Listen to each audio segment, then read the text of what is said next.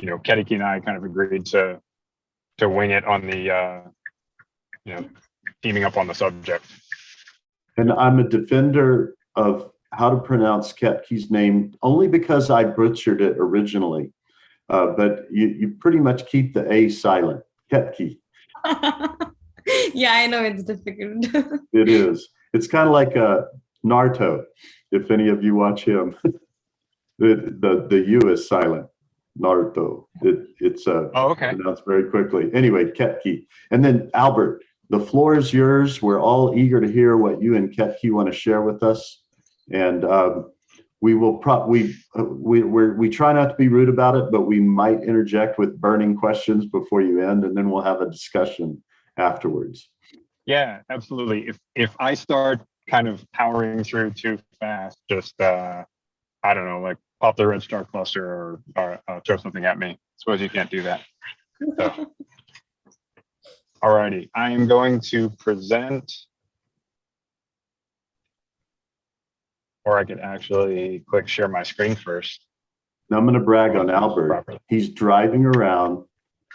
He's on his laptop in the car, and he's going to share a screen from the car. That's techie. All right. You guys seeing it? Yes. Awesome. Okay, so this is what we're here for, digital networking and personal branding. So if you're here for Astronomy 101, that's down the hall. So I always start with a little hubris here. This is the most important talk you're ever going to hear in integrated mentoring. And I've adapted this slideshow multiple times. So that's the first slide. The most important talk you'll hear at the Prayas conference, at the Veterans Advocacy Tableau User Group, whatever it is. This is the most important, because verbal fiat, because I say it is. Not really. Why is it the most important? Because in my experience, which is still hilarious for me to say because my experience is like a year tops with even just with this subject. This is the biggest obstacle. Networking and personal branding is what separates otherwise qualified people from jobs. And so I often say it would be my greatest dream if someone came to me and said, help me. And I look at their profile and I say, well, you don't have a degree, or you don't have any certs, like you haven't studied the subject matter. That's easy. Then that's just, hey, start with Google, go to college, whatever. That's an overcomable obstacle. The people that come to me and need help are the ones that are technically qualified. And I'm sure Tom and Kediki, you guys find the same thing. And so what's stopping them is not technical qualifications, it's not math skills, it's not sufficient certificates or a college degree. It's they don't have what they need in this realm, in the networking and branding realm.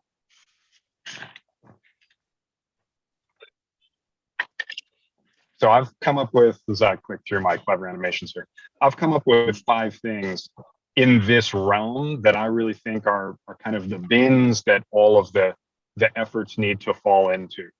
I will tell you that of the people that come to me for help, I have never seen anyone that's had more than 2 of these elements complete and ready for public consumption. Generally, it's just one. I'm lucky if they have a complete profile, and if they've started. Oh, okay. I don't know if he's freezing for y'all, Yeah. but it's probably just the driving around. So Yeah. we'll let him know. It's 5 seconds. Doing any networking, usually it's open networking. Albert, buddy. It's sort of ugly and doesn't have a lot of notes with it. Oh, I Someone think have it's something? sped up. You were Albert, breaking. we lost you for 6 seconds approximately, but I think it caught up. So keep going.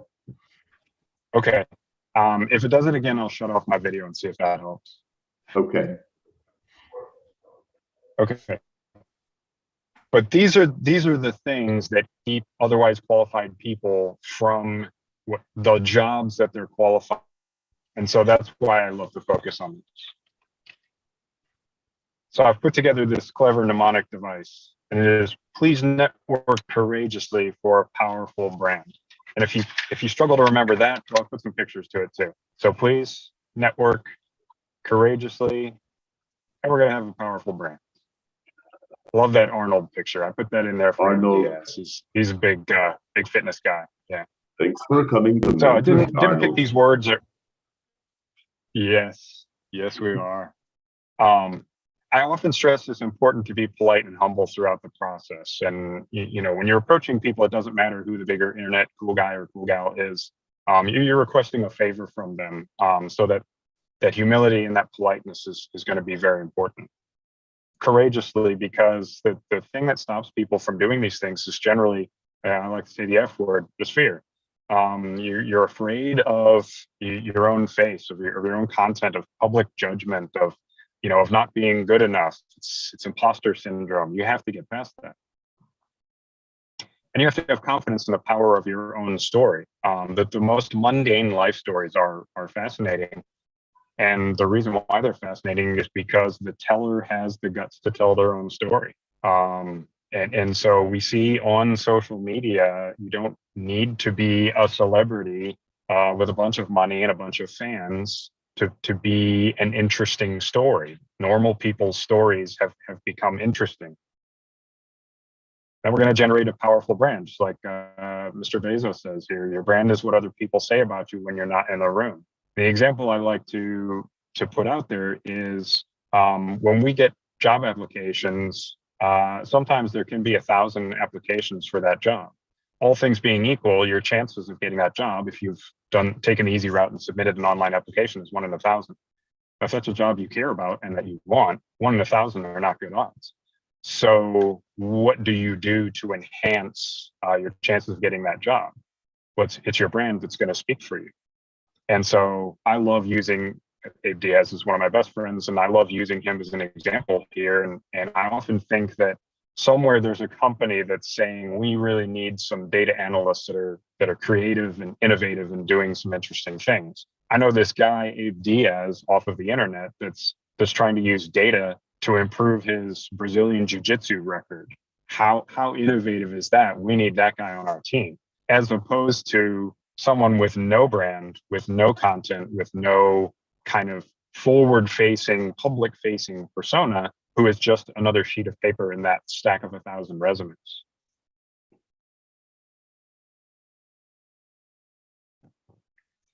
So I think the most important first step, and I'll power through this quickly because I assume that most people in this group have their profile more or less complete, and the ones that I've seen are quite pretty.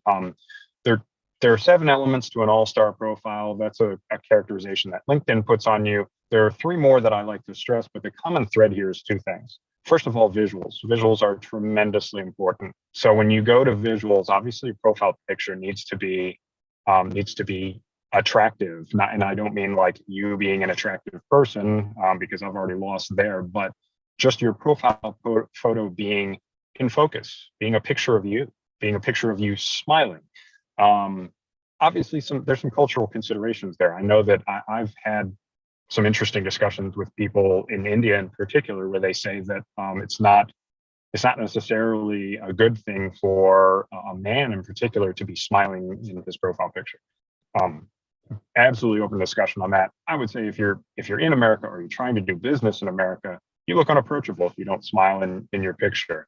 Would love to hear any other perspectives on that from the group here. And do you have some cultural factor there that leads you to kind of look like you're going to a funeral in your profile picture?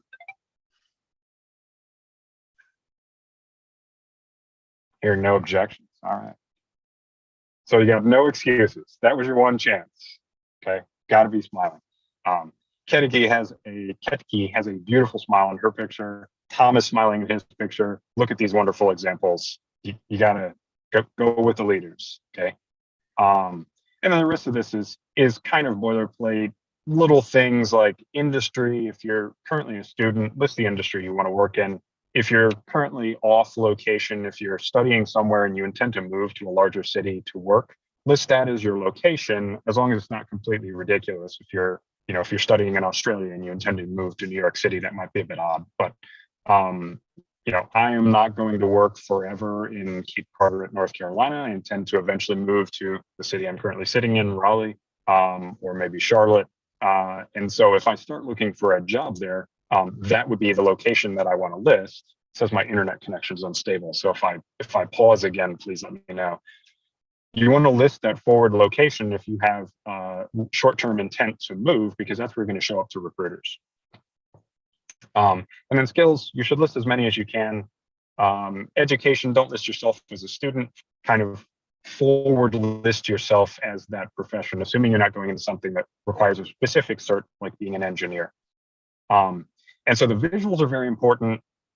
And then the second element is anything that's search engine optimized, or should be search engine optimized. And there's four main things that search engines will pick up for you. And that is your headline, your summary or about section, your skills, which is why I urge people to list as many as possible, and your experience summary. So that's why to me, it's generally good to list all of your jobs, assuming none of them are like embarrassing or something you'd rather forget, because you never know until you start looking at actual job listings what the search engines are going to pick up on you. All right. So the first time I made this slideshow is for an Indian audience, and it was when I got to this slide where I was like, oh, I don't know if Shrek was big in India, and I also don't know if that song was translated very well. So I put a very American-oriented meme into a slideshow for an Indian audience. So I kind of just cranked through this slide as quickly as possible, and I don't know if the joke hit or not. Okay, so after the all-star profile, I already kind of leaned into this. The visuals, the portfolio or the profile picture, the banner is huge. How off-putting is it when you go to someone's profile and you see they have a blank in their banner picture? Look at all that space. Think of the beautiful things that you can put in that space. It surrounds your profile. It can accent and enhance your profile. If you have a good banner picture, if you leave it blank, it really shows that you kind of don't care too much about your profile. Okay. Personalize your headline. You don't need to make it funny. I put an amusing line in mine, and now it kind of defines me, so I'm sort of wedded to it. But yeah, and then your experience. So that's 10 elements. If you're new-ish to LinkedIn, you can knock that out in an hour and make it pretty attractive. These 5 steps need to be iterated on, and the thing that I like to stress is once you've got those 10 things, kind of move on from your profile and start focusing on networking, but your profile is never done. And none of these steps are ever done. I'm constantly working on my profile. I'm constantly networking. And I know that Ketki is out there every day. She's meeting new people. She's generating content. So this isn't a Gantt chart. You don't stop step 1 once you move to step 2. Now you're just adding and enhancing to this process. So I did not make this graphic just to curry favor with my co-host and the runner of this show. This I actually made like 6 months ago for a presentation to a business group in Oman, of all places, which is why you see the picture of the lady in the Middle East. Her name is Noor Saeed, who was nice enough to invite me out there to, not physically out there, but internet-wise, to speak to that group. But yeah, I absolutely just kind of sprinkled the cool people I knew all over the map, and just so happens the 2 of the coolest people I know are Ketki and Tom. So yeah, thumbs up. But so the point here is people sometimes ask why I focus so much on digital networking, so much on LinkedIn. I actually met these people through kind of a combination of LinkedIn and YouTube for the most part. But I mean, if I trolled straight up the road to the New Bern Country Club and started schmoozing with the hoi polloi of Eastern North Carolina over, gin martinis and trying to network there, I'd have never met any of these people. That this is the magic of the internet and social media and, this world we live in is I get to meet all these people. I get to make these friends, and, some of the people on this map have produced results for me in my professional journey. I turned to Tom immediately when I had job offers and was struggling to decide between them. And we had a wonderful conversation. And he was, other than Mike Quinn, who was, a military voice, he and Tom were the first 2 people that I turned to talk about that decision. So I should say Christina now lives in New York. She moved out of Spain. All right. Now, I don't mean to shame anyone in this picture. But my point is, please don't be an open networker. What I get a ton of are lions, open network connections, and they just click the connect button and sort of go on living their lives. I personally will always send a semi-personal message back to them. You can see it right there. It's their first name and thank you so much for the connection. Full disclosure, I have actually become a more involved connection with Carly Smith and at least one other person on this list. So that, you know, they didn't all ghost me forever and ever since July 23rd, 24th, 25th. However, if people send a connection with a message, I respond immediately and connect with them, assuming they're not trying to sell me something. If people do this, I give them a token response, I archive the message, and if they never respond again, well, that says something about the kind of connection they want to have. But I always extend them, you know, that small amount of courtesy and say, hey, if you want to start a real conversation and to where we actually get to know each other, here's the opportunity. But you got to ask yourself, any of these people, and I know everyone else in this group has experienced this many, many times over. If one of the people on this list came to me and said, hey, I need a job, what do I know about them? Nothing. I know they didn't send me a message or respond to mine when I sent them one. So what's the value of that connection? It's just a pretty number on somebody's list.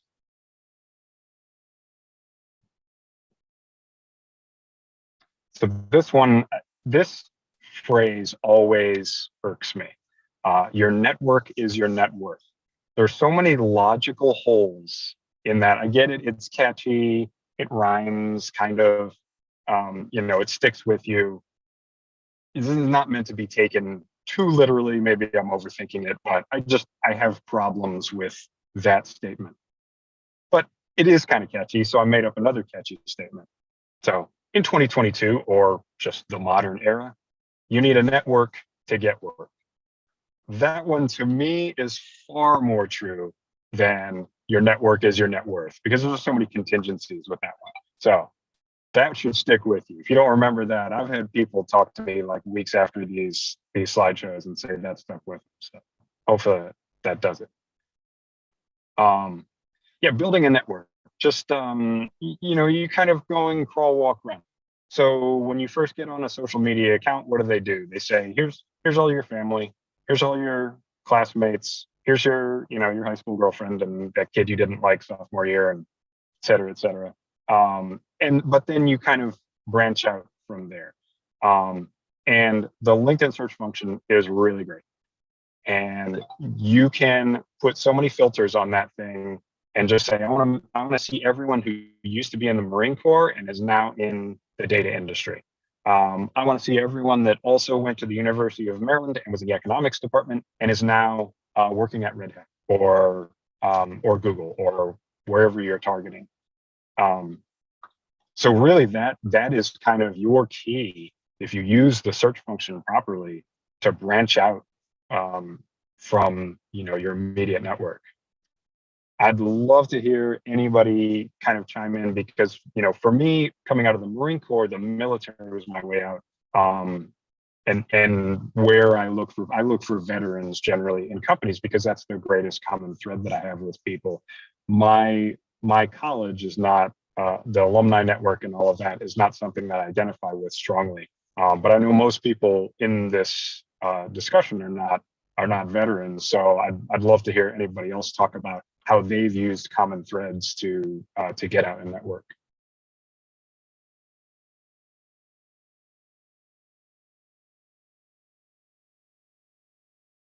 No takers. Oh, so many, Albert. I'll say this real quickly and then Val will go. There came a point where I'd suffered a layoff or two and I felt a little disoriented.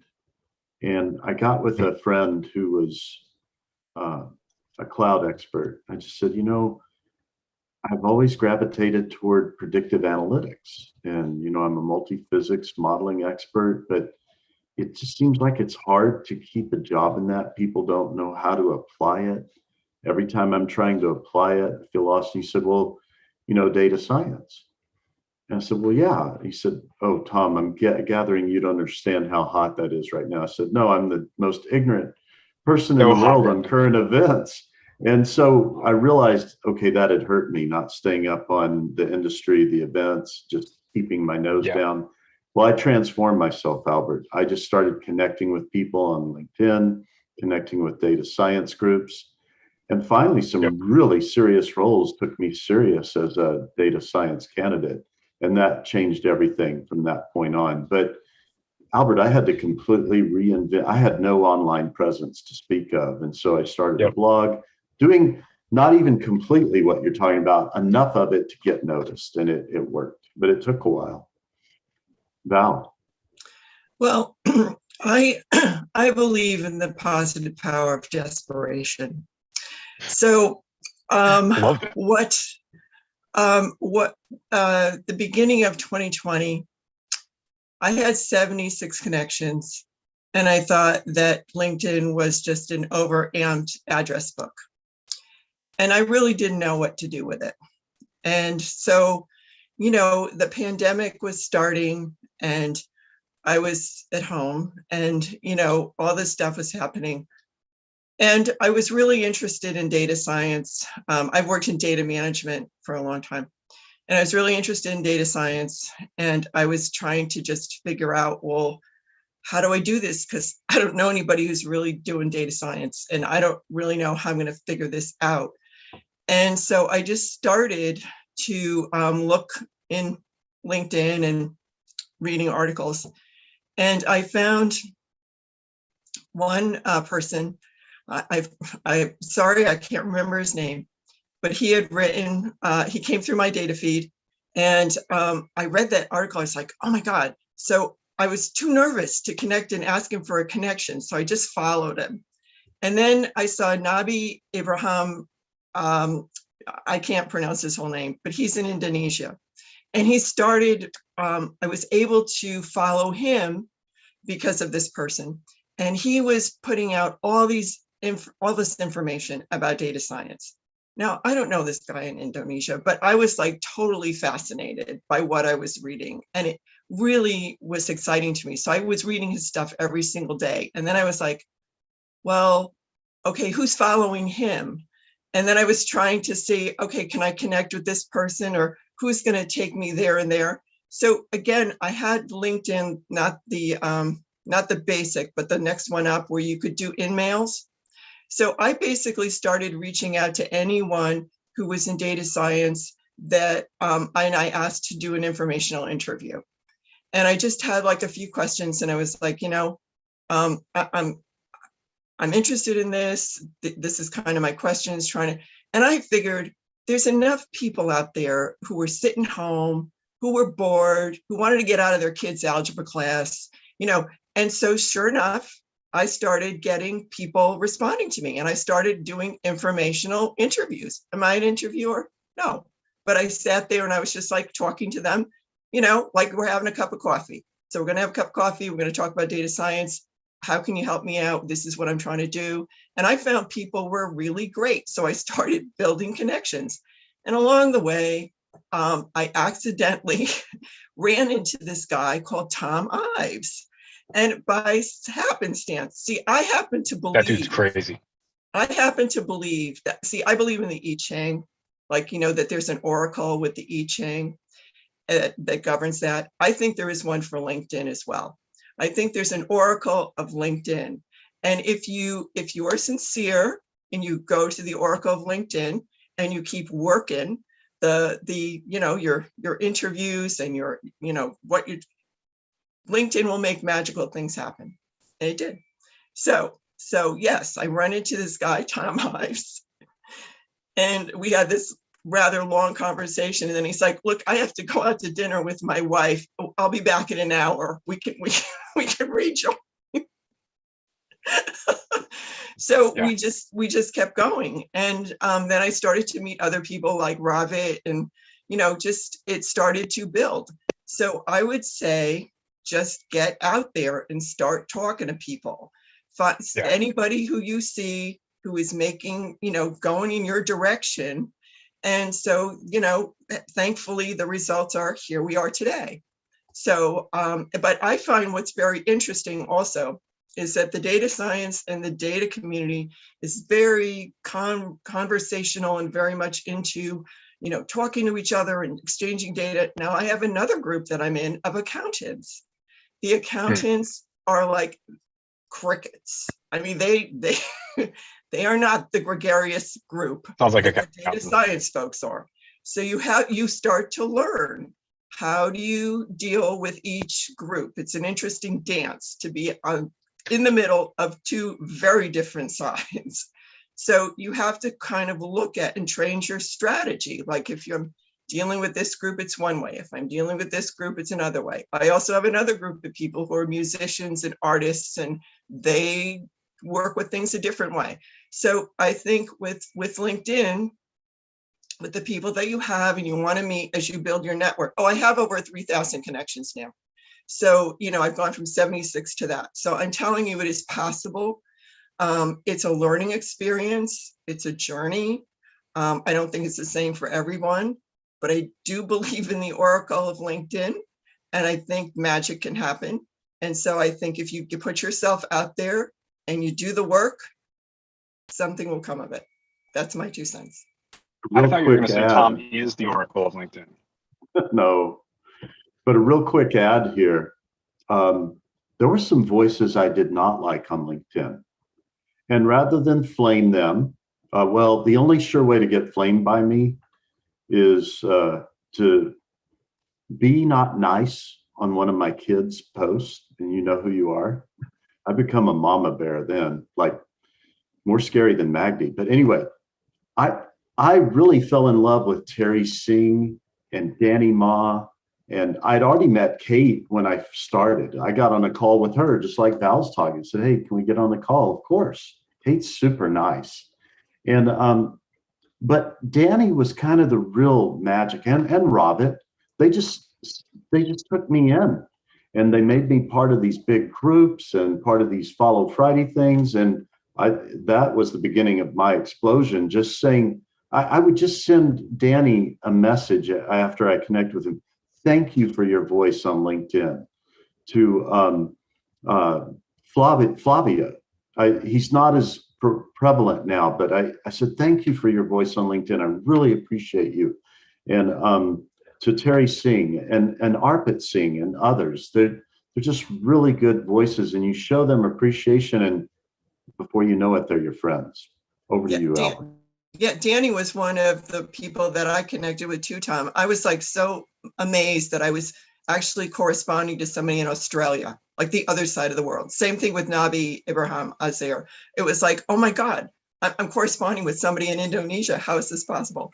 But that's what I found, is that there's so many really, truly amazing people out there that are willing to talk and interact and share with. And it's been an amazing experience. Yeah, agreed. Margarita, what's up? Sorry, I was writing notes. So I have a question because I've been hearing kind of different stories. A feature on LinkedIn I'm curious about. So I do have the LinkedIn Premium, which actually expires next month. So I'm going to reach out to them, see if they'll extend it since I'm a job seeker. But somebody told me that the feature on like creator mode turns off your, like when somebody, like let's say I'm trying to connect with Albert for the first time, like yourself, and I've never met you and you're not connected to me, and I hit connect, it hides the connect button if I have the creator mode on my profile on, and then it'll follow you instead of sending the connect. Does anybody know if that is true? You find the more button. So go ahead, Albert. It makes your follow button the primary. Oh, If you have creator mode on, the big blue button says follow. You have to, I've actually made YouTube videos about this. You have to like just go into the more drop down, like Tom started to say, and request a connection there. Okay, so Can be a little tricky on mobile. Okay. Desktop is pretty easy. okay, gotcha. So just a little follow-up, if I may, on that. Do you think it's best to have okay. I don't get it as much anymore now. Like I'm an HR student, so if you were to actually pull up my connection list, I have three types of people. I have HR recruiters, HR professionals per se. I have Salesforce because that's what I'm trying to become. I have, I've followed your guidance on that. I have started to follow more Salesforce people that work at Salesforce, people at Meravis, veterans that have successfully landed a job, etc. And then I have just like regular veterans. Just it doesn't matter, like Army, Marine Corps, Navy, Air Force, Coast Guard, all of it, you name it. And then I have like random people that have hit me up, and I'm like, how do I kind of like, is it like okay to accept everyone, or should I be careful on like accepting who I accept? Because I'm gonna be honest, like I had like a scare like last year, and now I'm very more careful. Like I really do go look at people's profile before I accept. This gentleman, he was a veteran, and I guess he was going through some issues, and he was not a Marine, so I'm like, God. But he was in another branch, and he would be like, hey, he went to the same school I'm going to at WGU, and he graduated before me, of course. And then he shared with me that he paid someone to do one of his papers, and that's how he hurried up and got his degree. And I'm like, okay, fine. Then he's like, well, why are we connected? And then I'm like, well, you requested to connect me. And that was another thing. I was connecting with people from my school. Now I only connect with people that request me that are either in the College of Business or they have HR. If it's not or the other from my school, like I don't, because of this scare. So basically, like he was like messaging me, and if I didn't respond, like if I was in class or if I was at work and I didn't respond, like he'd start like panicking, and he'd start like, why aren't you messaging me back? And like, that's kind of rude. If someone messages you back, you should hit them back. And I'm like, sir, like, first of all, like, I've never met you. I don't know you in real life. And second of all, like, why are you attacking me like that? So then, like, fast forward, long story short, he like insulted me like hardcore, like called me out of my name. I said, you know what? Our connection ends right here. Like, I hope you get help, and I hope you see like a mental health doctor. Like, I was trying to help him. Like, I was giving him tips, like a little bit, because I don't know much. I'm still brand new HR professional, like just under 2 years. And I was like, he was like, I hate my job. And I was like, okay, well, look for another job. And then I like, well, network with other people or network with companies where you think you might be a good fit. Like, try to, and I was giving him tips. He's like, those tips don't work. And I'm like, okay. And then he called me out of my name, and then I just blocked him. I was like, I don't know what to do. I want to encourage you. Well, actually, I want to constructively discourage you. It's not a matter of if that's going to happen to you again. It's a matter of when, and you handled it the right way. All you can do is politely disconnect from them. I've got a theme going, and I hate to mention it, but it's always a woman from a certain nationality sending me a connection request, usually so they can sell me cryptocurrency after we've developed a friendship. I've gotten to where I'm racial profiling now, which I hate to do, So it's only people, if it's a woman from that culture, but they're a data scientist or they're a data specialist, then okay, I'll connect with you. But yeah, you got to be a little more picky, unfortunately. Let's get back to Al's talk. This is good, Al. Thank you, Margarita. It's good to know we're not the only ones that deal with that stuff. Oh yeah, I have a list of criteria that will cause me to immediately ignore a connection request. And yeah, attractive young lady with 10 or less connections, immediate no. So anyway. Okay, so when you're sending a connection request and you actually want to connect with somebody for the right reasons, always send a message. Again, I've got YouTube videos on how to get through, people that have creator mode up. It's just an extra step, but can be a little tricky. So if you go to my YouTube channel, there's a couple of videos on there just talking you through it, one on mobile and one on desktop. Polite, engaging, and humble request. Make sure you connect on some kind of personal level. I mean, like, look at their profile. What are they into? Do they have a YouTube channel? Do they have a blog or something? You know, if you tell somebody why you're interested in them, they're going to have a vested interest in connecting with you. So yeah, I never understood this phrase fully until I started down this path of networking and branding. This always seemed like another kind of corny and trite saying to me. It's like, yeah, got it. But really ties back to that connection request. It's like, here's why I'm interested in you. You're not necessarily selling yourself at that point. You're selling the fact that you want a greater connection with that person. So, you know, most people are a little self-centered and they like to talk about themselves. So, you know, if you show interest in something that they obviously take pride in or put energy into, whatever their creative efforts are, and that may well be LinkedIn. For me, LinkedIn is my primary. If somebody comes in and says, hey, I really love that post you did last week, and you know, it's clear that they've actually read it and they're not just saying that, yeah, always connect with them. Doesn't always work out. Okay, so I like to say these 5 things are kind of the secret sauce of networking and branding, and just success professionally beyond your technical qualifications. If there's one secret sauce of these 5 steps, for me, it is content creation, because anybody can paint by numbers and fill out a LinkedIn profile. You know, anybody can kind of cobble together all of the smart people things that they do and put it on Google Sites or Wix or some kind of easy peasy portfolio, GitHub pages. There are easier parts of this 5-step process. This one's the tough one. This one is the challenge for most people, and that's just creating content, because again, it's the fear you got to get past. I advocate a crawl, walk, run approach for people that don't want to kind of take the polar bear plunge and just dive headfirst into it. And the crawl mode to me is you start with comments. And I will pound my chest and die in this trench that, you know, you have got to make your comments impactful. So please stay away from the interested, great post, agree 100, even with the 100 emoji, still not impactful. And my all-time most hated comments, commenting for better reach. Please stop doing that. Okay. That right there does not help anybody.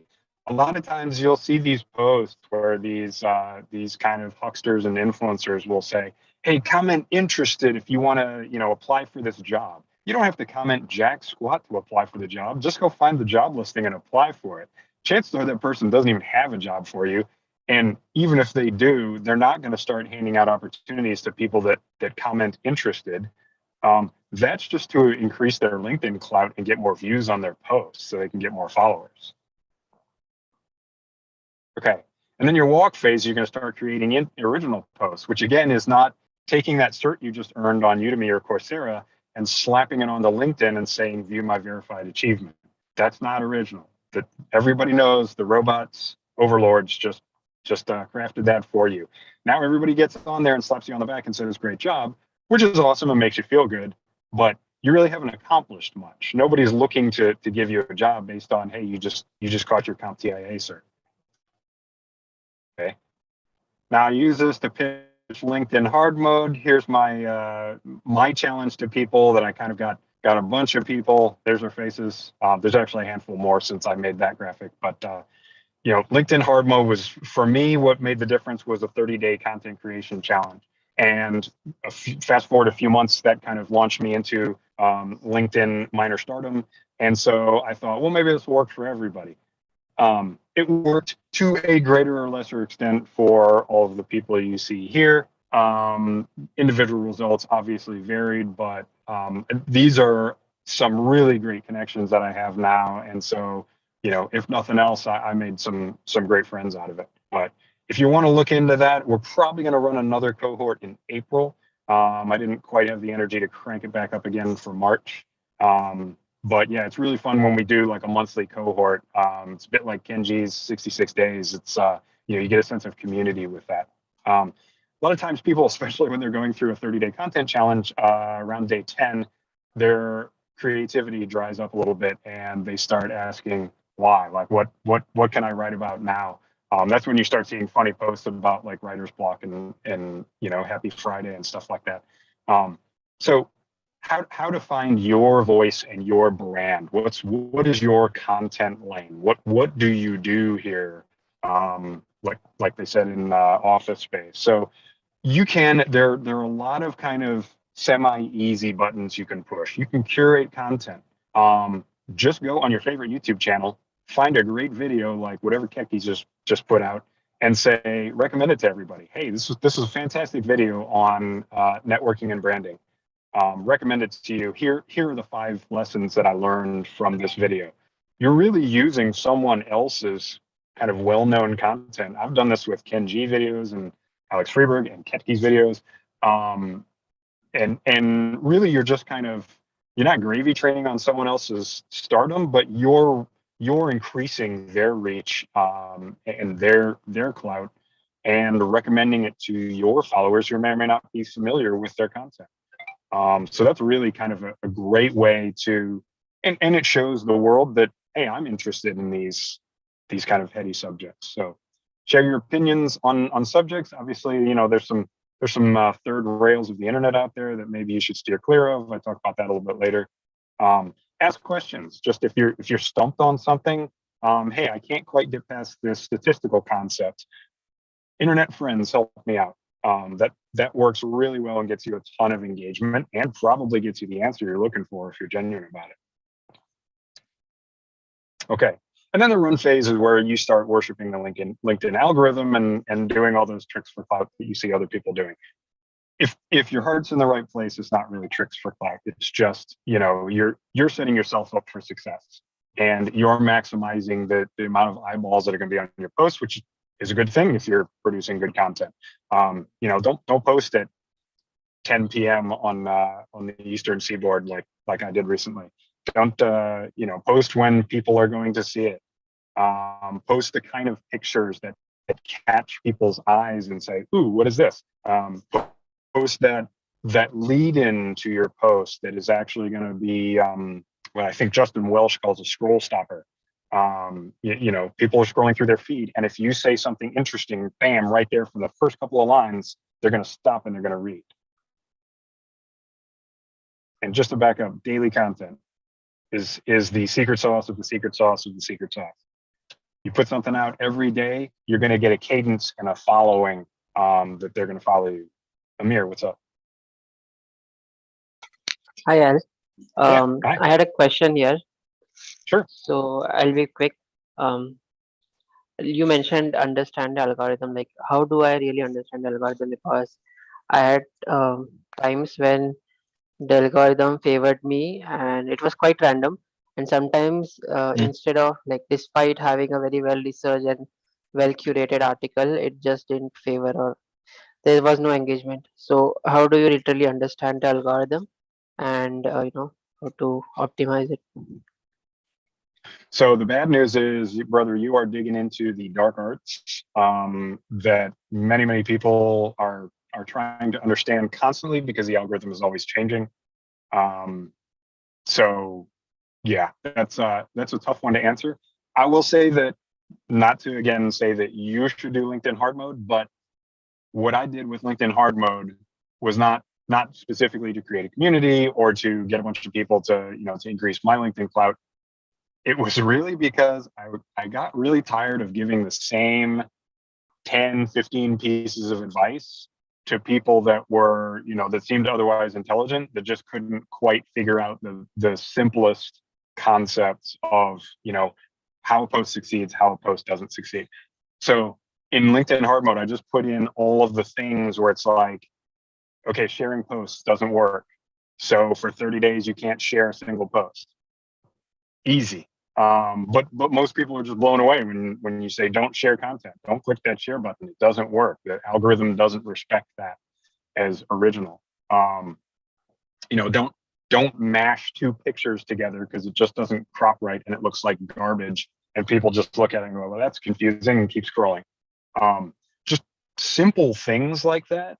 That dorks that focus on the algorithm like me know like the back of their hands that most people that aren't, that aren't kind of attention whores don't spend time trying to figure out. I just tried to get like a one-stop shop where I could just hand kind of a laminated card to people and be like, do these 10 things, and you may not be a zero to hero, but it's going to work better for you. So there's a lot of things on there like don't abuse hashtags, don't tag spam people. So it's like, hey, you can only use 3 hashtags. You can only use 3 @ tags. If people don't respond to your @ tags, you can't tag them again.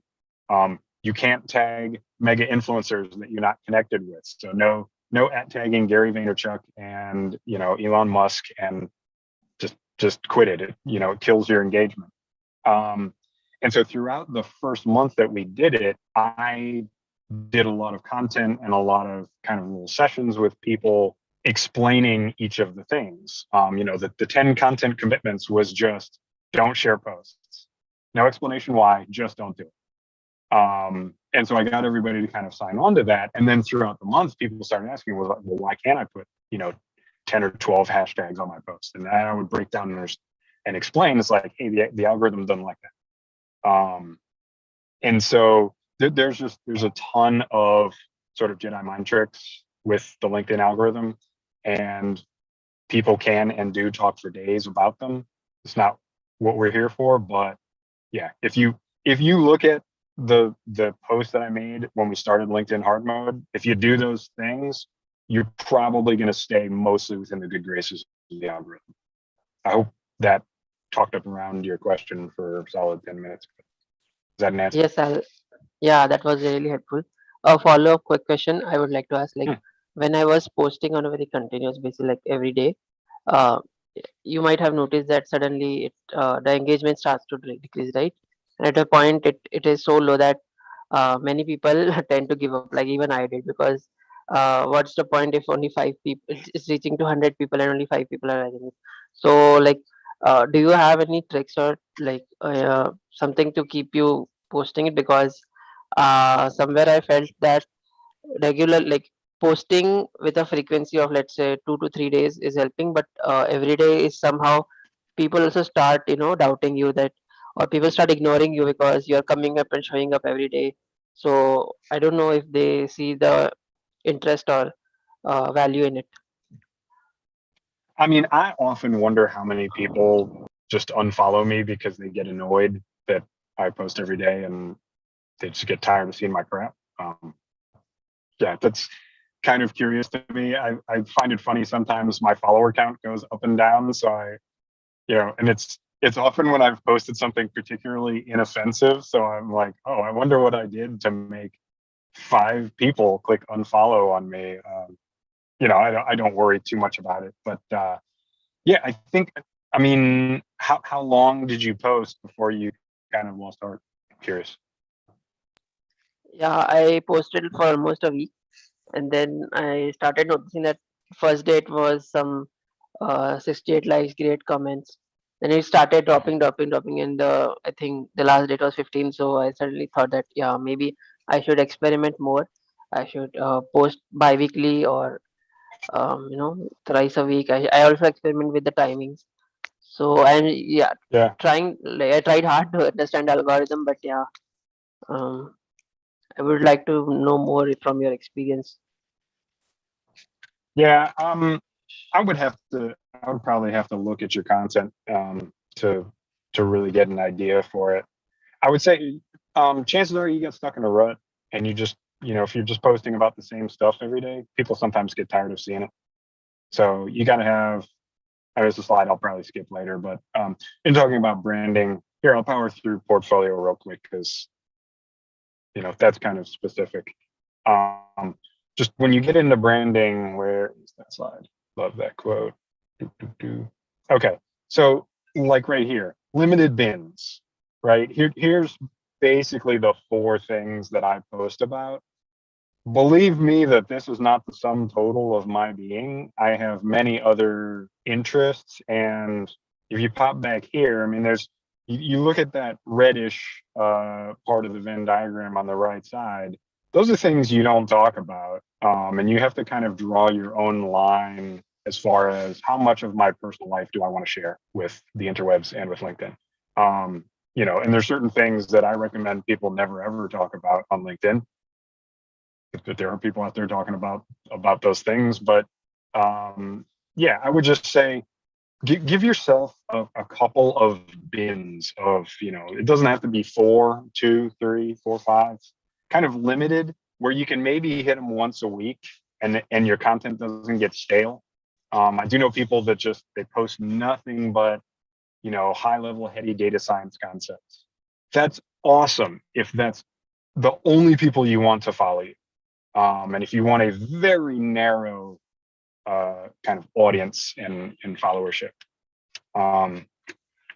But I find that the people in this room that I know their content, they don't always post about the same thing, but there are some kind of identifiable, 3 or 4 themes that I know I'm going to see from Tom, that I know I'm going to see from Ketke. And it's, if you kind of go beyond that, you muddy the waters. If you make it too narrow, you become a bit dull and one-dimensional. So I hope that helps. If you want to, you can send me a message offline and I'll be happy to take a quick look at your content, see what I think. That would be really helpful, Al, and Yeah, man. I really appreciate it. Was really helpful. No worries. Yeah, so I touched on this earlier, but it's not a Gantt chart. It's you gotta keep doing all 5 of these things kind of simultaneously once you get comfortable with them. So lessons learned, we can create passive opportunities. That didn't belabor that too much, but it's a truncated talk and looking to get you guys talking. Content creation, you got to overcome that fear. Portfolio is crucial for tech professionals. I recommend it for everybody, really. I mean, if you're a writer, write and make a portfolio. I actually just published one myself, so I'm going to do a post about that soon. But your brand really needs to tie it all together, and take these previous 4 steps and unite it under one banner and make it all unified. So if you look at Ketke's YouTube content, at her LinkedIn content, wherever else she's spouting off up there, the visuals, the content, all of it, it's aligned. And her networking is focused on the people that are going to be assets to her that she can help. And so her brand is pretty dang awesome. And then there's the interview we did together. So I have not updated the slide in forever. I've done more YouTube videos. Every time I trot this slide deck out, I'm like, oh man, I've really got to update this, because I could put a few more tiles on there, make it look a bit nicer. But it's just one of those things I never get around to. But anyway, yeah, that is the end of my contributions. I will. Screen sharing is stopped. Nice, that was automatic. Oh, Ketke, take the floor. She has steadfastly refused to talk. No, I don't have a slideshow as such because I think Albert has already covered a lot. But one specific point that really stood out from the presentation was that the depth of our network matters much more than its breadth. And that's something that I've always believed in. And I've learned a lot about networking in my initial days. When I started networking, Albert was one of the first people that I connected with, had a coffee chat with. And it was really, really awkward initially for me to reach out to someone who I had nothing in common with. But I learned a lot since then. So I think through coffee chats and by having a networking goal and targeted networking, it has completely helped me to transform the quality of the people that I spend my time with, and it has led to a lot of opportunities. So I think that I'll leave it at it. I will say that I learned what a coffee chat was by watching Ketke's YouTube video on the subject. I've never heard the term before. It's not something we talk about. Informational interviews is one, and some people call it coffee chats, where I talked about it as well. But it really does work because I started having coffee chats with people. Initially, I had those awkward silences. That was the part that I was really scared about, where I would just go blank and I would have nothing to talk about. But eventually I found out that the people out there who really want to help you, They would get on a coffee chat with you. They'll make you comfortable. So I ended up having 250 of those coffee chats after. It became like my comfort zone, but it really does help. So coffee chats, informational interviews, whatever we call it, but it does wonders. That's great. Margarita, you've been very patient. Go on ahead and ask your question. All right. Yeah, I was just gonna kind of for everyone on here, because I mean, I'm still new to Albert's sessions, but I try to show up as much as I can because I have a lot of respect for him being a Marine, and as you know, I am too. And I am in this transition phase again, and I'm really, really trying to learn this networking and branding. So even if I just catch the last bit of it, I did get some new notes. But for anybody that's on here, I just wanted to echo what oh my God, let me say Kedeki. I'm so sorry. So I just want to say I am so sorry. I'm trying to get better. I just want to tell everyone that she has a lot of good points on that, because I started the LinkedIn hard mode from Mr. Albert. And let me tell you, I connected with someone from India yesterday. And I was like, wow, so blown away. He's a developer in Salesforce, and he got into developing because of his family member. And so it's just interesting hearing from other people in different countries. Last week, I connected with a vendor from California that I'm trying to get my nonprofit president to hire them so we can kind of start the ball rolling on getting a CRM.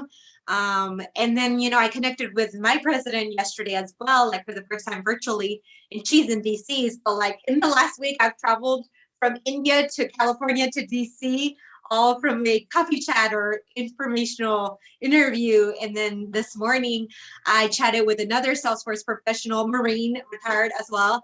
I think he was retired. Oh, I can't remember now. So many calls.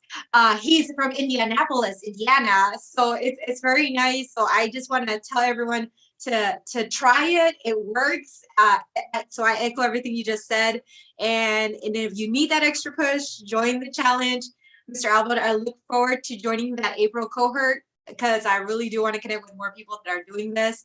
The young lady that you had on that picture slide, her name is Tori. No, Lori. No, Tori. I'm so sorry. I'm bad with names. Anyways, she's a Maravis alumni, and she did it, and that's how I learned from you. So it works. Just try it if you haven't tried it.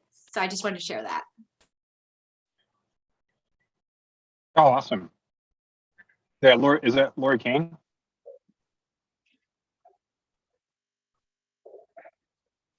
You're on mute. Oh, yeah, Margarita, was that Lori King? Okay, give me 1 second because I'm so sorry. Like, No worries, no I worries. get my names mixed up from time to time, and then I have a lot of friends that have very similar names, so I don't want to butcher it. So bear with me. She is where is she?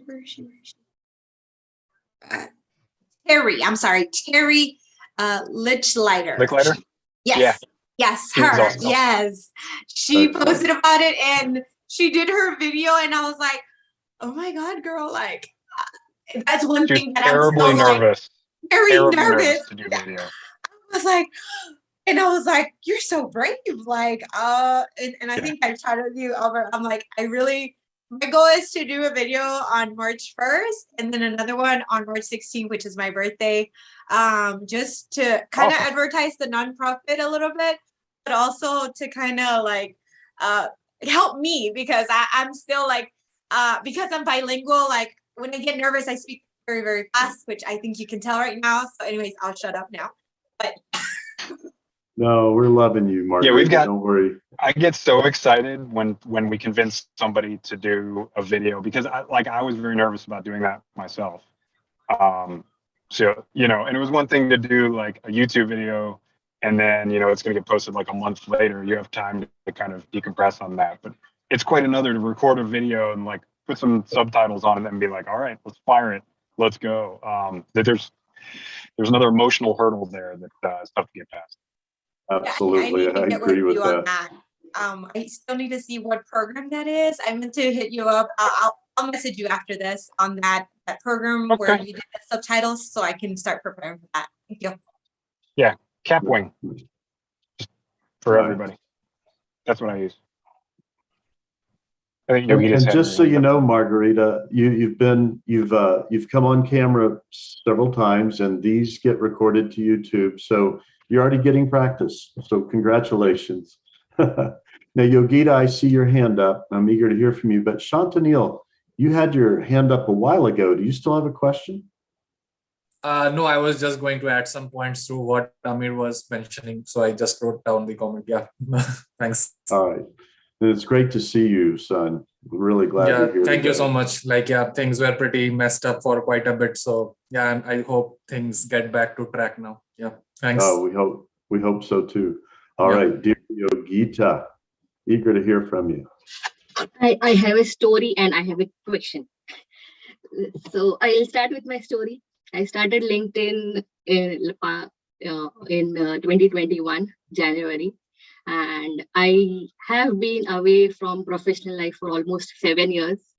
So LinkedIn was my place where I could get back and understand what is happening in the professional world. That's where I started. And I met so many wonderful people on LinkedIn who helped me, including Tom and all the integrated family members. And I had a chat with Albert as well. Now, LinkedIn, I got my internship because of LinkedIn. I met someone with whom I had interacted like 12 years back when I was working. And the person followed me, followed my post. And when there was an opportunity, the person contacted me like, I have an opportunity in my company. Would you like to join? That's how I got my first break back after 7 years. So it's like, if you are not there on LinkedIn and you are not active, you're not posting, you're not commenting, you're not talking what you're learning and what you're going through, you are missing a lot. And now I am working and I have my internship. I find very little time to go on LinkedIn. So now the question is, how do you manage? How do you manage once you are there and once you're working with all your family responsibilities and work responsibilities? How do you manage to keep posting on LinkedIn, keep following up on LinkedIn?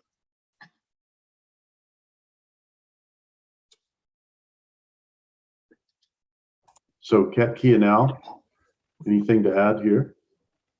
Yeah, I was waiting for Albert to go first. Oh, no, you go first. Al's a gentleman. Yeah, sure. Yogita, I completely, first of all, your story is really inspiring, and I'm happy that you are very strategic about the way that you use LinkedIn. Because I think sometimes we don't sit down and think about the impact that we can create just by sharing our story. And you did it absolutely right. So that was really wonderful to hear. And in terms of the time that you allocate, I think anything that is a priority will find a slot on your calendar. So I often have this thing where I say that everything on the calendar will get done. So unless you put it on your calendar, you might tend to forget about it or deprioritize it. And what has particularly worked for me, I try to post at least 4 days a week. I try posting 5 times these days, but some days it gets difficult. So if things go haywire, you absolutely have the right to take a break and not post that day. But maybe add it to your morning schedule or add it to something that you do in the evening, where you might be having your morning coffee. You can club posting on LinkedIn with that.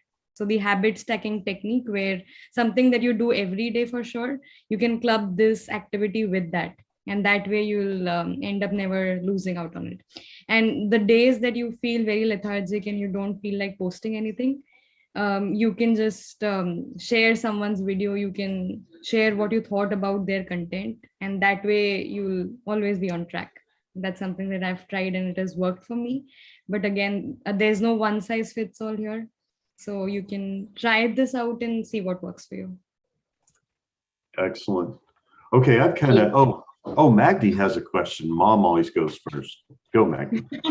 Yeah, it is a little bit off topic, although it's relating to the topic, but off-topic question, because I always wanted to ask Albert, what is your time management trick?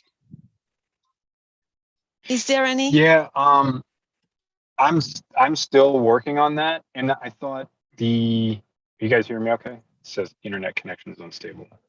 Yeah, we can hear you. Okay. Yeah, so I struggle with that because this stuff is time consuming. And that's I try not to sell ease to people, especially when I'm saying, hey, take on a 30-day challenge.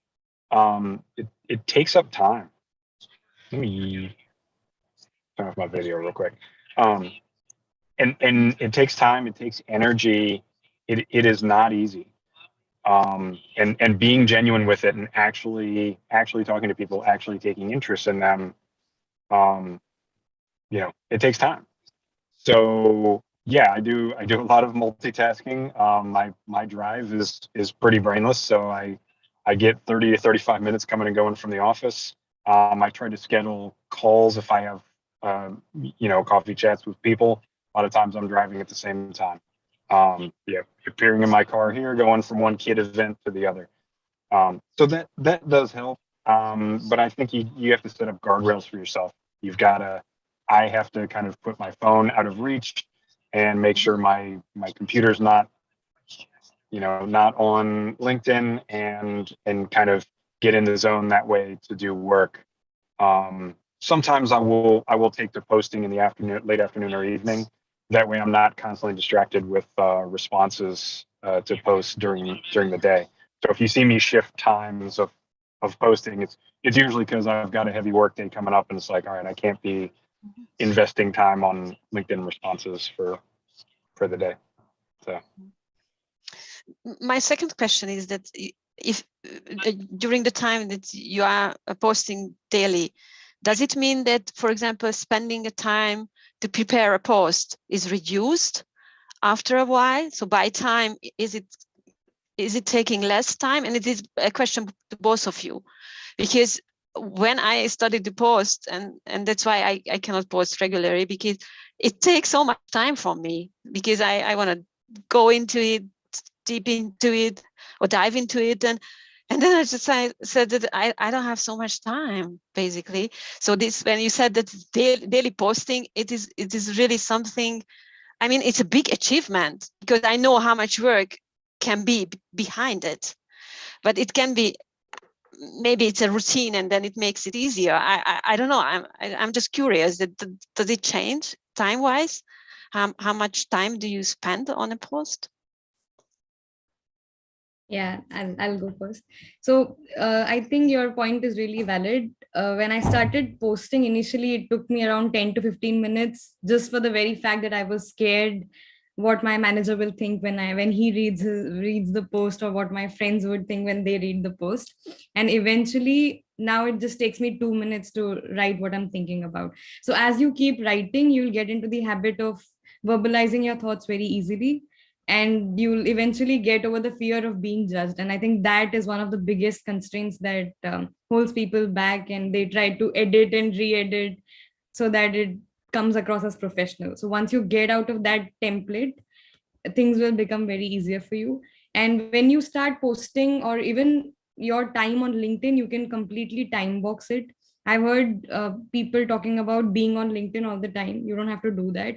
If you strategically plan just 15 to 20 minutes, that's all you need to create an impact on LinkedIn. So maybe 10 minutes commenting on people's posts and 5 minutes posting, and you're done. You don't have to look at LinkedIn again for that day. So if you do that, you will not get overwhelmed, and you'll be able to manage everything well.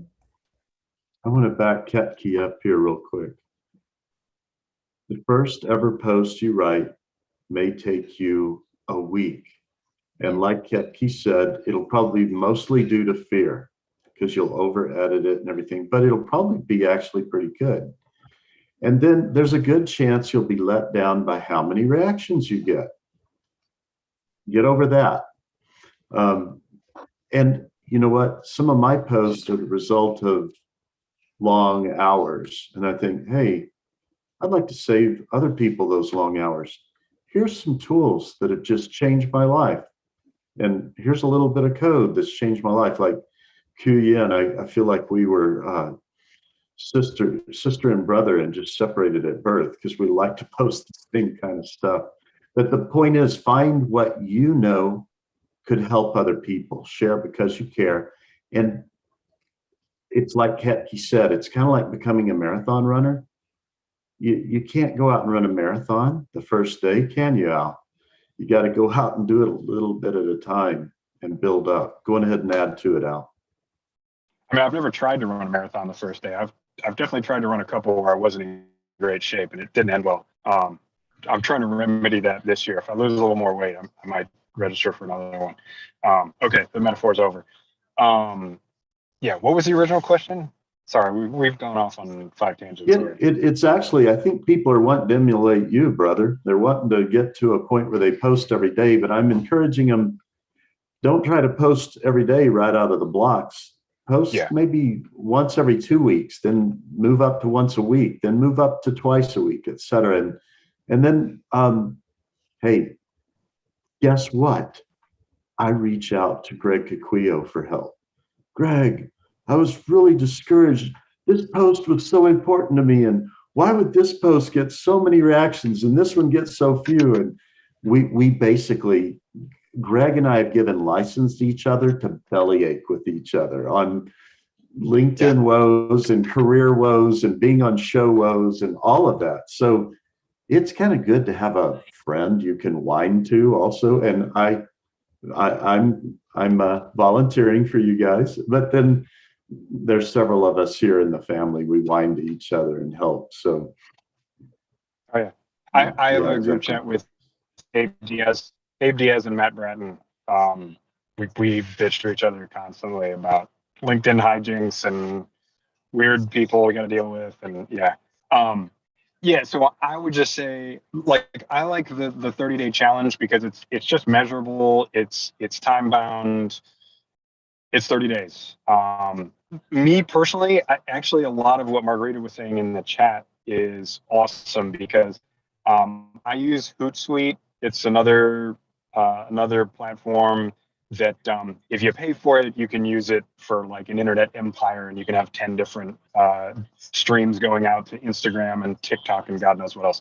I use the free version of Hootsuite, and I just, whenever I have a thought that might be a decent post, or when I comment on someone else that I'm like, hey, I could turn that into a post, 3 or 4 times comments on people in this room, and I'll tell them like, hey, I'm gonna turn that into a post of my own tomorrow, and I'll tag you on it. And so I just take my comment, like copy and paste it into Hootsuite, and then just kind of flesh it out a little bit, and say, okay, that's post worthy now. Make sure that person's tagged, and then just say, hey, this post was inspired by Tom Ives and what he said yesterday. And sometimes I'll even link back to the other person's post to get them a little more wasta. But yeah, that's invaluable. And I've got all sorts of drafts in Hootsuite that probably will never get posted. But idiot ideas that sound good on Monday, that the following Friday you're like, all right, that was dumb, I'm never posting that. But that way you can kind of edit and self-censor. great points. Ketke, anything to add here? Any fears and frustrations to admit to?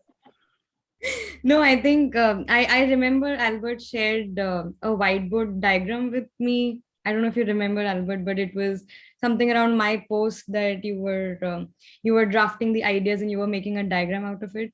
And that kind of a technique really helps, because when you start looking at LinkedIn with the perspective of gathering some ideas for your posts, it'll start coming to you. So as you write more and more, you will start thinking and approaching everything with the thought that this can become a good post. I had come to this point where all of my family interactions were turning into LinkedIn posts, and my friends would just stop talking to me because they would be afraid that this is going to become a LinkedIn post. So once you start looking out for this perspective, or looking out for the points that can become a post or could help someone today, that is enough to keep you on the run. And that really helps. Excellent. And by the way, that last comment that I made was, oh, good. You said thank you. But guys, what we're talking about now is some of the many reasons we have this family. We want a group of people we can bellyache to, because sometimes we need to vent, and sometimes we have fears, and it's important to know, yeah, you're not alone in those fears. So, all of that. But we have a LinkedIn post support channel on our Slack, and I hope all of you will exploit it to the maximum. But also in there, you could post, does anyone ever feel this way, etc. So another way I use, Greg, is those commenters that really ticked you off. I'll say, okay, Greg, go check this one. Am I being oversensitive? And sometimes we will say to each other, you know what? I can see why you felt the way you did, but it is a fair question. So we're honest with each other too. We don't just go, oh no, that guy's being such a jerk, I'm going to report him for you. No, we don't do that. So Chantanil. Yeah, like I missed my train of thoughts, but yeah, it was pretty much related to what I think Magdi had asked the question about. I'm not sure if I'm on the right track or not, but I always felt when I was posting on LinkedIn, because I have been on a break for quite some time now, that if I always had that feeling that when you are trying to add value to the community, or at least to your followers, and coming up with new stuff, it I think takes time to come up with new posts, because you really need to do that digging and studying all those stuff to give actual insights or give pointers to the community. And I felt it took really decent amount of time every day. I was not able to complete it within 15-20 minutes. It took a decent amount of time every time. But there is also one thing that I have been seeing on LinkedIn. I don't know if it's right or not, but I see a lot of the people who I follow, or the influencers, posting similar kind of contents within a few span of time, like within a month or within 2 months. I see the similar post gathering the round, and I am not sure whether that adds value to the community or not. What are your thoughts on that? So about repeating the content and reusing it? People have some, I would say, template posts that they have made, which might have gathered a lot of traction, and then they try to post it pretty much. I see every month or every 2 months I see that. And when I see similar kind of post, I don't know why, it might be bad, but I tend to lose my patience with that, I would say, influencer or the person. It seems that I'm not getting added any value in that post. So what are your thoughts? Is that something that we should do? In my opinion, I feel very sad when I look at the influencers' content these days, because it's almost like the same kind of content being repeated, and they would add, "Do you agree?" in the end, where you have to just say yes, yes, yes in the comments, or you have to give some thumbs up just to acknowledge that you've read their post. But I think that people immediately recognize if you are just copy pasting your post from a month ago, people can easily recognize that you posted it, and eventually they lose trust. So it's all about building the trust with your community. It might be okay to not post on one particular day if you don't feel like it, but just or you could probably reuse your content in a way that the perspective is changed, or you talk about it from another angle. That should be okay. But if you keep copy pasting the same content over and over again, people will be able to tell. And I've also seen these because nowadays everyone talks about posting stories and making it more personable. So people make up these fake stories that don't exist, and you can tell from their posts that this has never happened with them. So it would be an ideal story. That's an excellent perspective. We just all want to say bye to Albert. He's got to go for personal reasons. Albert, we were blessed by you. Thank you. Pleasure's all mine. Thank you guys for having me. And yeah, if you any follow-on questions or discussion, I'd love to hear about it. So put my LinkedIn profile in the chat. If we're not connected, just send me a message saying, hey, heard you on Integrated Mentoring and love your message, and happy to connect with anybody here. So see you guys. Have a great weekend. Thank you, Albert. Have a great weekend. too. And that was really helpful, Ketke. Did you want to add any more to that? No, I think so. The only point being that your audience can immediately tell when you're trying to manipulate. So it has to come from an empathetic perspective, and it's completely okay to take a break if you have to. But whenever you're posting, it should be genuine. I agree. There is one guy that uses a template all the time. But he's really good. And I'm kind of almost hoping someone will guess who I'm talking about. He always, by Margarita, he always or he always posts pretty high-end stuff about what he's learning, what he's coding. And he's been doing it for near 500 days. And I don't know if it's every day, but he's numbered them. And he's someone in our family. It's Ashish Patel. He doesn't come to our mentoring sessions hardly ever anymore, but he's still a member of the family. He's a valued friend of mine. When I have a technical question, he's someone I go to. But it just kind of depends. What is the template? Why are you using it? His template's pretty standard for sharing those posts, though. All right. Seem like did anyone have a hand up? I just want to give a big shout out.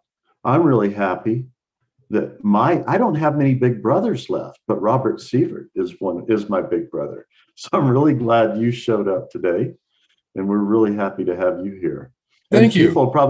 People will probably start calling you Uncle Robert, just so you know.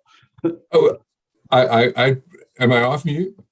Yes, you are. We can hear you good. fine. I'm okay with that. I don't mind being Uncle Robert, and I'm excited that I'm going to be on YouTube. Yeah. Actually, just another comment that came to mind. I didn't want to leap in because I have a tendency to go off and speak for hours if I'm given a chance. So I'll be brief. You're not alone in that. Valerie made a comment about how the data science folks tended, as opposed to accountants, tended to engage a lot, and I think part of that may be because of our interest in natural language processing. So, and one other thing, all of my stories on all of my posts about me are true, absolutely true. I've made nothing up. It's the unvarnished truth. So, and it's not getting any easier, by the way. It's the other thing, it's surprising. Sometimes you can whip something off quickly, and you think it's just there, and it's not going to be very responsive. But it's amazing how much response you get for things that you don't think are that great, and then the things that you put a lot of time into just kind of fall over. It's sometimes you never know. So anyway, it's great to be here. This is a great session. I love seeing faces. I love the video thing. It's like you're really there, and you're really getting to know people now. Tom, I don't think we've ever seen each other face to face. This is our first time to actually get to talk. It's great. We've had a lot of messaging private, but and before I forget, Ketke, thank you for doing self-promotion there. I should have done it for you. I feel bad. So Ketke, I keep reminding her because I don't want her to stop. She's a future superstar. She's already a star, of course, but go to her YouTube channel and subscribe, and connect or follow her on LinkedIn, and you'll be glad you did. Really love your stuff, Ketke. I always have. One last comment. A year ago, I was nowhere. It was about a year ago is when I began trying to post, and I started with sharing stuff and no engagement, nothing, and I met Albert online. We had some exchanges. Ultimately, I met Tom, and things progressed, and I started doing my own content. And then, of course, Albert did his hard mode, and that was great. And I proved it by analyzing it. It's I have charts with circles and arrows and a paragraph on the back screen. So anyway, so that was really fun. Robert, I feel I mean, I think you're about, I forget, I'm 60. I think you don't have to reveal your age, but you've made it known. 69. Awesome. Here it is for the world to say. And I feel like I'm 6, you know, Awesome. running around, you know, writing on the walls, you know, just having a grand old time. But I'm just a little ahead of you because I'm the oldest Gen Xer everyone will ever meet. And this getting online, it's like, yeah, I should do that. And then we kind of drag our feet about it. But you're catching up fast, in my opinion. Your content's really good and fun. Yeah, there you go. Amir, who's an inspiration to us, says you're an inspiration. So I agree with him. Well, thank you. Thank you. I need to change these glasses. So that's why I keep rocking back and forth to read the chats. So it's, gotcha. I'm not having a fit or anything, just, you know, in case anyone's worried. These are my progressives, and these are my computer glasses, but blue blocking changed my life. Now, I have taken notes of our session. Albert's stuff is really good. We've heard Ketke a couple of times. It's been really helpful. But I encourage y'all, I don't need to be the only one posting about our sessions, but I'm happy to do it. And but if anyone just really wants to share something with the greater community that blessed you here today, please, I encourage you to do it. That may be your foray into LinkedIn posting, is just to post about what helped you here. Because I always respect Val's perspective. I'm always hoping she'll, you know, share something every session. But those of you that share what you learned during the session, I always find it's different than what I shared, and I'm always glad you did it. So if you're wanting to do that, I just want to encourage you. That's a great way to get started on posting. I'm going to read Parth's comment here. Because networking strategy. Oh, I'll read it. I connected with Ketke just a couple of days back because of a networking strategy post she shared on LinkedIn. And here I am attending my first session. I have learned a lot from the session. It's great to know you all. Oh, thank you, Parth. We hope you'll come back many times. And hi, Cynthia. And then also, oh, good. Yeah.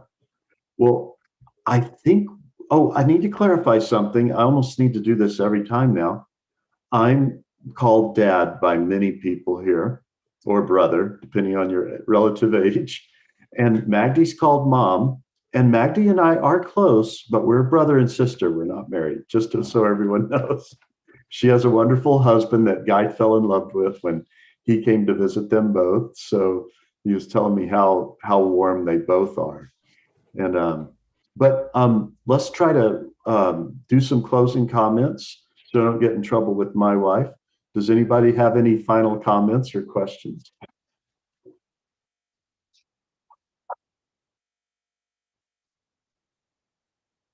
I think Parth's comments were the perfect conclusion. Yes, I agree. And if you want, I mean, Robert's still growing his following on LinkedIn, and rightfully so.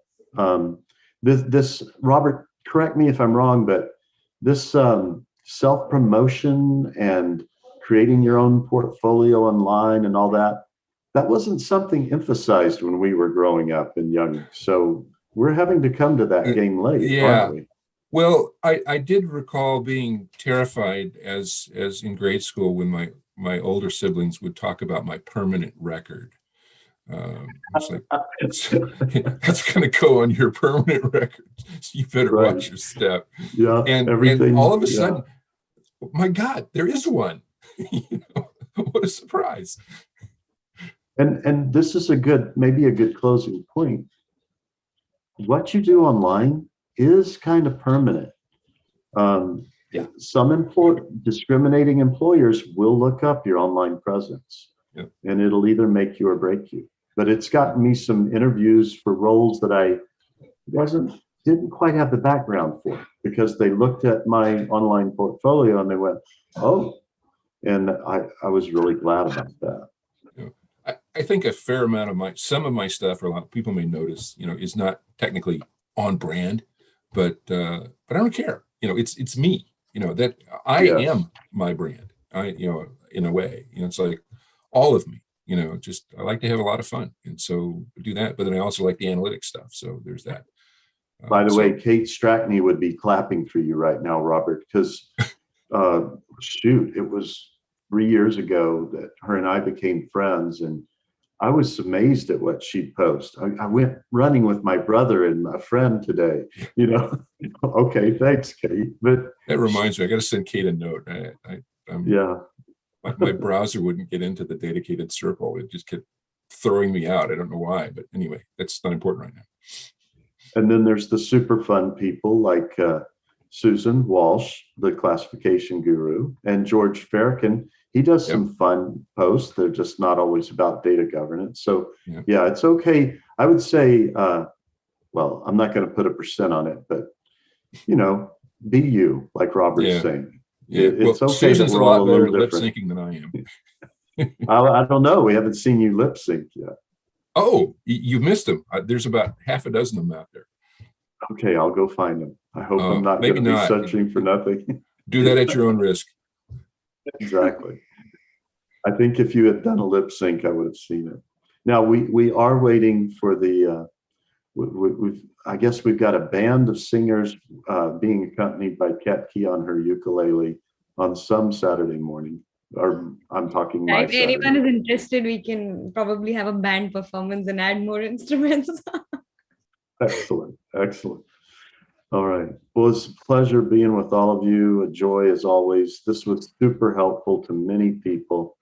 Deepa's saying, gosh, Deepa's so glad to have you back too. Really enjoyed joining back the session. Thanks, Magdi, for sharing the link. Albert and Ketke, it was really great to hear from LinkedIn advocates like you. I agree, Deepa, and really glad you could join us today. All right. Any last words? If not, I'll go ahead and end us. Chantanil, really great to have you back today. All right. Okay. All right. Sometimes I feel like singing the closing song to the Carol Burnett show. I don't know if y'all ever You heard can lip sync it. Oh no, I'm not afraid to sing it. I just don't want to bore y'all with it. But I am glad we had this time together. I'll just say that much of it. And Gus, good seeing you. My son, Hugo, everybody. Amir. All right, Sister Yogita. All right, everybody. Love you all. We'll talk soon. Glad. Oh, thanks, Cynthia. And I'll just make sure I'm the last one to hang up so y'all can keep doing the chat like you want. It's going to be hard to do. Yeah. But Oh, I understand. yeah. But You're time welcome, to go. Noro. Glad you came. Bye, Robert. Bye. Bye, everyone. I will, Amir, someday. I've done it before.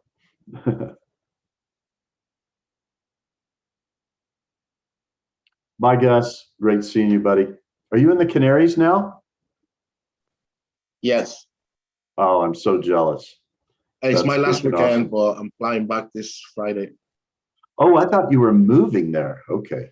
No, just only for winter. Okay. Good to know. Yeah. Bye, Papa. Bye, Hugo. Bye. Okay.